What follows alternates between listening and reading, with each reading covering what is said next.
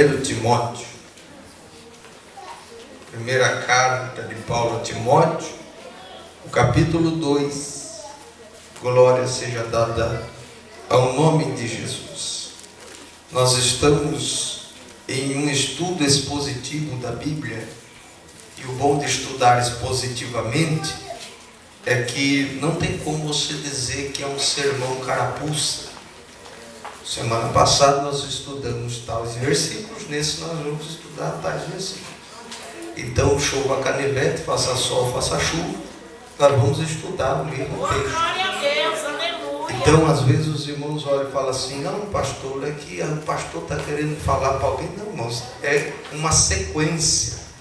A Bíblia, ela está sendo sistematicamente ensinada. Então, ela não tem como você olhar e dizer assim: não, é por causa disso, é por causa daquilo. Não, pelo contrário, é compromisso com a fidelidade da palavra de Deus. A Bíblia diz, está dito, que nós precisamos fazer é entender o que está escrito. E nós vamos tentar fazer isso mais uma vez nessa noite. E oro a Deus em espírito e peço que os irmãos orem, porque culto de doutrina, às vezes precisamos tratar alguns assuntos que o povo não gosta de ouvir, mas precisa ouvir.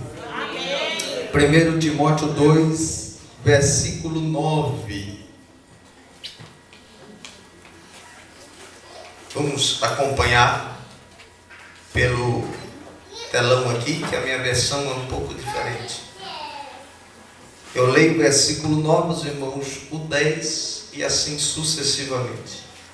Que do mesmo modo as mulheres se ataviem em traje honesto, com pudor e modéstia, não com tranças ou com ouro, ou pérolas, ou vestidos preciosos, mas como convém às mulheres que fazem profissão de servir a Deus com boas obras.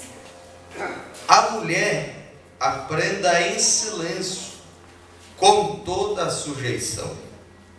Não permito, porém, que a mulher ensine, nem use de autoridade sobre o marido, mas que esteja em silêncio. Porque primeiro foi formado Adão e depois Eva. E Adão não foi enganado, mas a mulher, sendo enganada, caiu em transgressão. Todavia, salvar-se-á, dando à luz filho, se permanecer com modéstia na fé, no amor e na santificação. Amém? Ajude a dar glória a Deus, mas pode se assentar quietinho. Glória a Deus, aleluia. Irmãos, tem assuntos que às vezes a gente não quer falar, sabia? Mas tem que falar. Alguém tem que falar, então que seja o pastor da igreja. Aleluia, glória a Deus. Até porque as pessoas de fora não têm autoridade para doutrinar a igreja. A igreja tem que ser doutrinada pelo pastor da igreja. Tem irmãos que pregam e às vezes se empolgam na pregação e querem doutrinar a igreja. Mas quando é de Deus é que às vezes tem um pastor meio devagar lá, um mano meio duro. Deus usa também em nome de Jesus. Irmãos, nós estudamos até o versículo de número 4 na semana passada. Os irmãos lembram que nós falamos sobre a salvação para todos os homens, terminamos ali, né? A continuação dessa sessão de 1 Timóteo 2, se você olhar na maioria das Bíblias, tem uma divisão aí, né? No versículo 8, não tem? Não tem? Tem ou não tem? Sim. Em cima do versículo 8 tem uma epígrafe. O que é uma epígrafe? É uma sugestão do texto. Não é inspirado. É bom a gente entender isso aí. Porque eu já vi gente falar: hoje eu vou pregar na epígrafe. Não pode pregar na epígrafe, porque a epígrafe não é inspirada. A epígrafe é uma intenção de trazer um entendimento do texto, do tradutor. Entendeu? Então, por exemplo, você nunca vai poder pregar na epígrafe. Você tem que pregar no texto. Amém? Então, se você for falar, você tem que falar o texto, não é a epígrafe. A epígrafe é só uma intenção do tradutor poder exemplificar e trazer uma alusão do que diz o todo do texto. Mas no versículo de número 7, nós vamos ver que Paulo está dizendo sobre ele ser designado. Para a gente dar só uma pincelada, para a gente entrar no versículo 9. Que ele foi colocado ali, ele foi constituído. Então, significa que ele foi colocado. Ele não foi por ele mesmo. É Deus que colocou ele lá. E é bom a gente entender isso tudo na obra de Deus, irmãos. Tem que ser entendido que é Ele que coloca. É Ele que tira, é Ele que põe. É Ele que levanta, é Ele que abate. É Ele. Se nós colocarmos na cabeça que nós podemos tomar posse de algo que é de Deus e fazer daquilo que é de Deus o que nós bem entendemos, vai acabar mal. Porque Deus não se deixa escarnecer. Se Ele é o dono da obra, Ele ainda manda na obra. Mas dá para a gente correr. Então, Paulo não foi ele que falou assim, eu vou ir porque eu quero. Não, ele foi designado.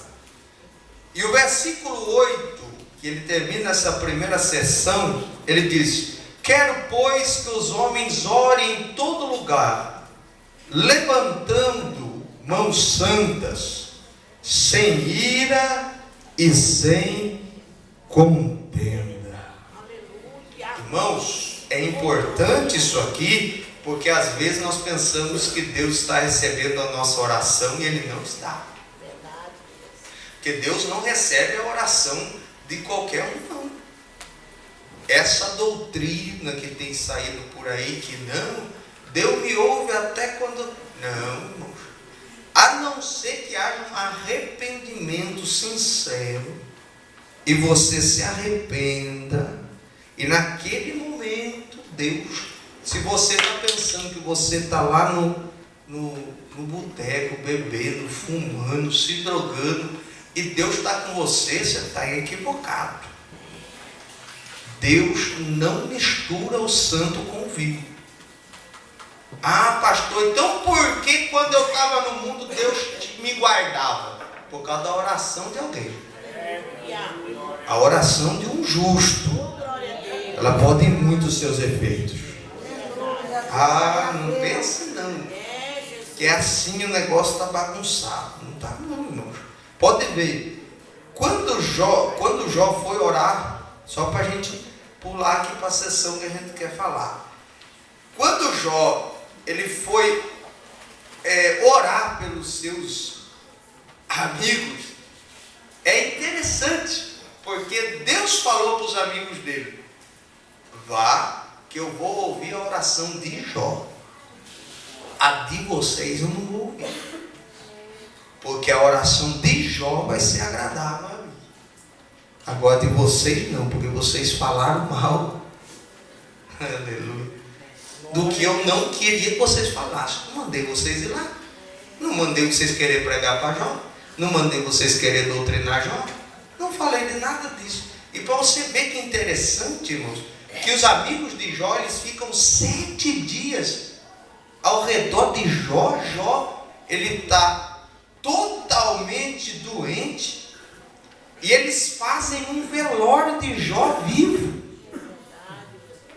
Eles ficam 7 dias ao redor de Jó. Era o velório de Jó, mas Jó nem tinha morrido. Meu Deus, aleluia. Acredite se quiser, tem gente que quando vê a gente mal, já começa os preparativos. Não pode ver você dar uma capengadinha na fé e já fala, vamos preparar o velório. Mas eu quero dizer que o Deus de Jó está aqui. E às vezes você fala, nossa, vamos velar ele. E você nem sabe que aquele que você está querendo velar ainda vai orar por você. E pior, você vai depender da oração dele. E o mais gostoso, quando ele estiver orando por você, Deus vai começar a trazer tudo de volta. Glória a Deus. Aleluia! Que coisa maravilhosa. E olha só, e os amigos de Jó tiveram que ouvir a oração dele. E perceba só, a Bíblia diz em Tiago 4,3 que pedes e não recebes. Por quê? Porque pedes? E o que é pedir mal? A Bíblia continua dizendo, pede para o seu próprio deleite, para a sua própria vontade. Irmãos, Deus não cumpre, olha, escute só o que eu vou dizer. Deus não cumpre o desejo do homem, a não ser que o desejo do homem esteja debaixo da sua vontade. Olha só, hein? Ah, pastor, mas é diferente daquela doutrina que a gente gosta de ouvir, que Deus vai fazer, que Deus vai operar, que Deus vai realizar. Irmãos, por isso que precisa de um culto de doutrina, para você não entender que tudo Deus vai fazer do jeito que você quer. Tem coisa que você vai orar, você vai pedir, vai ter fé, vai implorar, vai clamar, vai chorar, vai fazer campanha, vai terminar a campanha, vai voltar da campanha, e não vai acontecer. Por quê? Porque Deus não quer fazer. E se Deus não quer fazer, não tem ninguém que vai obrigar ele a fazer. Você acha, pastor, eu fiz um jejum de 82 dias, 92 noites. Meu Deus, estou só o pó da rabiola, estou magrinho de tanto jejuar, e Deus não me responde. É lógico, Deus não quer. Por que você não jejua tudo isso aí para fazer a vontade de Deus em vez da sua? Aleluia, glória a Deus. Deve, né? Então, é interessante isso aí, porque a gente tem o costume de pensar que Deus vai responder tudo aquilo que a gente pede. E Jesus disse uma vez, ele falou assim, e vós sendo maus, vocês se o seu filho pedir pão, vocês vão dar pedra para ele? Hein? Vocês vão dar uma serpente para os seus filhos? Brinca aqui, filho. Pega uma cascavel aqui, ó. Se você vencer, pode casar. Não vai fazer isso, por quê? Porque Jesus está ensinando o que para nós? E se vós, sendo maus, sabeis dar boas dádivas aos vossos filhos, quem dirá o vosso Pai? Qual que é o nosso problema? Tem dia que a gente está pedindo serpente e pensando que é pão. E Jesus está dizendo, não faz isso, eu não posso dar isso para você. Vai fazer mal para você. Então é por isso que em 1 João 5,14 diz, e esta é a confiança que temos nele. Se pedirmos qualquer coisa, segundo a sua vontade, ele nos ouve. A vontade de Deus tem que ser acima da minha. Haja o que houver. Mas é dolorido a vontade de Deus. Eu não estou falando que é fácil. Estou falando que é necessário. Precisamos entender isso aqui. Então, voltando agora, a oração que Paulo diz, ele fala que precisa ser com uma oração santa, sem ira, sem contenda. Até Mateus 7, ele diz que se você tiver alguma coisa contra o seu irmão, vai resolve um negócio com ele primeiro. Depois você vem, entrega a oferta e Deus recebe. Deus não recebe o nosso coração amargurado, irmão. Precisa estar limpo. Está entendendo? Precisa estar puro. Às vezes a gente está com tanta raiva, com tanta ira. Pastor, eu não posso irar? Irmão, mesmo que você não pudesse, você ia se irar. Você tem que entender isso. Você é ser humano, tem um Adãozinho dentro de você. Tem um Adãozinho que está crescendo com você aí. E mesmo que você fale assim, não, eu sou super santo, ultra santo, eu santo, mais santo, no santo dos santos está eu. Por mais que você fale isso, dentro de você tem um Adãozinho aí. Na hora que pisa no teu carro, na hora que fala uma coisa que você não gosta, você já entorta o beijo. já quer desviar, já quer ficar bravo, já quer soltar os cachorros, o canil, já quer soltar a arca de Noé inteira. E nessa hora você precisa do Espírito Santo de Deus para dizer para você: não é bem por aí, meu filho. Daí você tem que cantar aquele na calma do meu coração. E tira a saída, porque se você falar para mim, nunca me irei. Às vezes você encontra uns crentes e fala assim: eu falo, tem gente que, pelo que eu vejo, pelo que ele fala, tem hora que dá para pensar que ele já é para ter sido arrebatado. Se ele não foi, é que ele é pecador também. Não foi trasladado, então tá aí, é dos nossos. É pecador. Deus não procura, irmãos, pessoas que sejam perfeitas, porque elas não existem. Deus procura pecadores confessos. Pessoas que têm coragem de confessar: eu sou pecador, eu sou carente, eu preciso da graça de Deus. É isso que Deus procura. E se Ele encontrar, Ele perdoa os pecados, lava, redime, escreve o nome no livro da vida e leva um dia para morar no céu. Então a gente precisa confessar. Mas olha lá. E daí entra o versículo 9, que é outra sessão, que ele vai começar a instruir a igreja. E aí a gente vai pegar, porque eu não posso fugir do que está escrito. É o que está escrito. Não é o que eu quero dizer. É o que está escrito. Quero que do mesmo modo as mulheres se ataviem com traje decoroso, com modéstia. Olha lá, versículo 9. Se ataviem em traje honesto. Honesto. Marque aí se você puder, faz um redondinho no honesto. Depois você vai ver que a Bíblia diz assim: com pudor. Faz um redondinho no pudor. Glória, aleluia. E o terceiro é modéstia. Oh, glória a Deus. Eu vou falar só desses três aqui. As tranças, o ouro, a pérola, eu vou deixar para outro dia. Se você entender isso aqui, o resto vai ficar fácil. Entendeu? Só precisa entender esses 3 pontos aqui. Primeiro ponto: a palavra honesto, ela vem do grego sofosine, que significa, olha só, lucidez mental, sanidade ou autocontrole, sobriedade e lucidez. Se você quiser, marca aí. Pastor, não consigo marcar a palavra grega. Marca só o que significa. Lucidez mental. Marca, note isso, que significa ser honesto. Significa uma pessoa que tem autocontrole, que tem sanidade. É uma pessoa que tem lucidez, ele tem bom senso. Glória a Deus.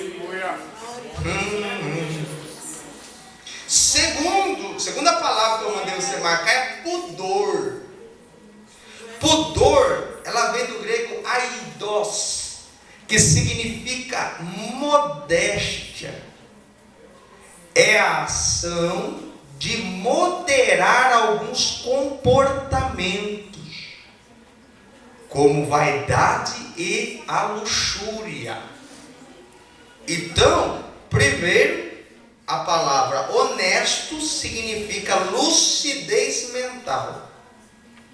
Você tem mente saudável. Segundo, a palavra pudor significa você ter um comportamento moderado. Eu esperava esse silêncio. Terceiro, aí, modéstia, que vem do grego kosmios, que significa bem organizado.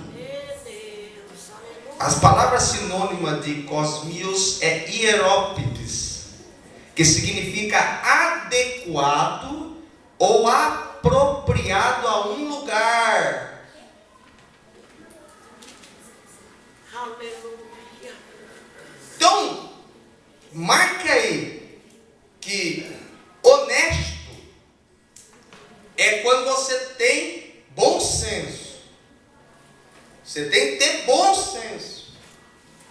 Segundo, pudor significa que você tem que ter moderação.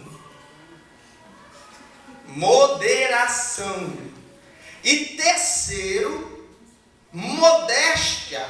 Eu nem vou entrar em uns e costumes hoje aqui, irmãos. Pode ficar. Eu só vou falar desses 3 pontinhos aqui, se você entender, para um bom entendedor, meia palavra abaixo. Bem organizado. Ou seja, você é uma pessoa que veste algo apropriado para certo lugar. Oh, glória a Deus, aleluia. Você está entendendo? Aleluia, glória a Deus. Então, quando Paulo vai dizer, a mulher se vista com traje honesto, com pudor e com modéstia, ele está dizendo, primeiro, você precisa ver a sua veste, se a sua veste não escandaliza os seus irmãos. Veja só, Atos, abra aí sua Bíblia, Atos 24, 24 e 16. Atos 24 e 16.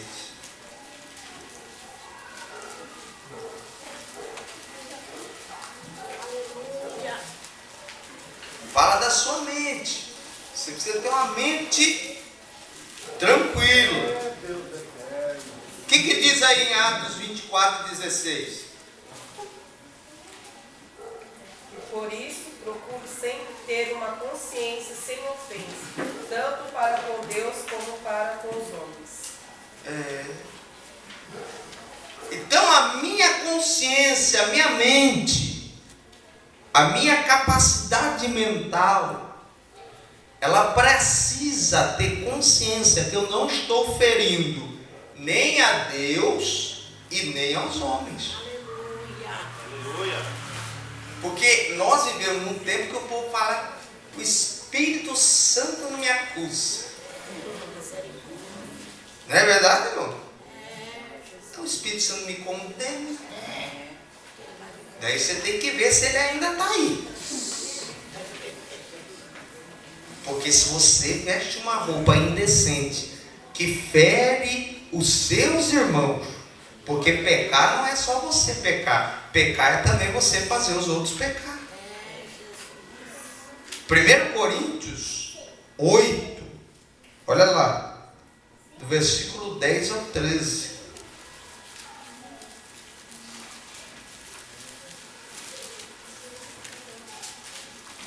Oito, 1 Coríntios 8, do 10 ao 13.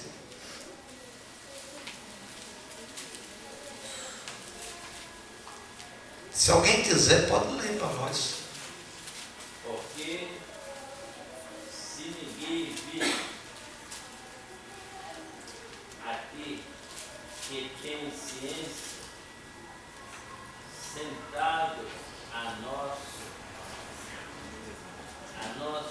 no tempo dos discípulos, não será a consciência do que é fraco induzida a comer das coisas sacrificadas a ídolos, e pela tua ciência perecerá o irmão fraco, pelo qual Cristo morreu. Ora, pecando assim contra os irmãos e ferindo a sua fraca consciência, pecais contra Cristo. Pelo que se o manjar escandalizar o meu irmão, nunca mais comerei carne, para que meu irmão se não escandalize. Jeová, aleluia. O que Paulo está dizendo para Coríntios? Paulo está dizendo para a igreja de Coríntios que não era para eles fazerem, porque às vezes tem coisas que você faz que realmente não é pecado, mas escandaliza. Paulo escreve dizendo: tudo me é lícito, mas nem tudo me convém. Aleluia, aleluia. Às vezes tem coisas que você faz e você tem noção daquilo, que isso daqui não é pecado, eu sei que não é, eu já tenho ciência, mas tem um irmãozinho mais fraco que você, que olha aquilo e se escandaliza. Então, se é para o seu pequenino se escandalizar, é melhor que você não faça. Glória a Deus, aleluia.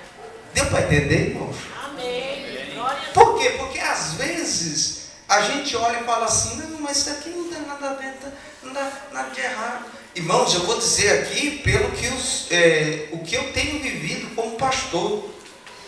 Tem muitas pessoas que não conseguem ficar firmes na igreja por causa do erro de algumas outras pessoas. Tem muitos. E Jesus falou: ai de vós, fariseus, que não entram no reino e nem deixam os outros entrar.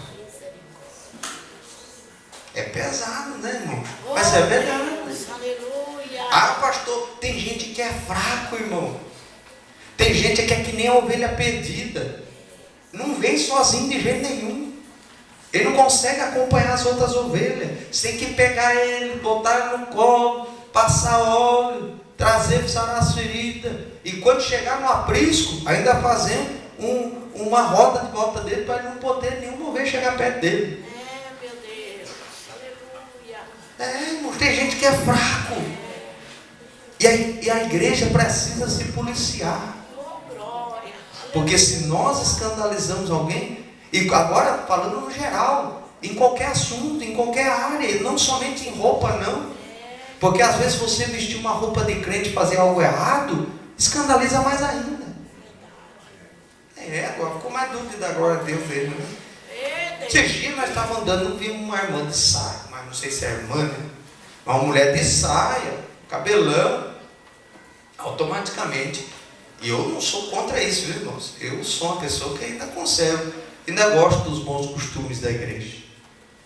Mas eu vi uma pessoa de saia, cabelão, de repente ela abriu a bolsa, pegou, acendeu um cigarro e começou a fumar. Falei: ah, Satanás, você está aí escondidinho.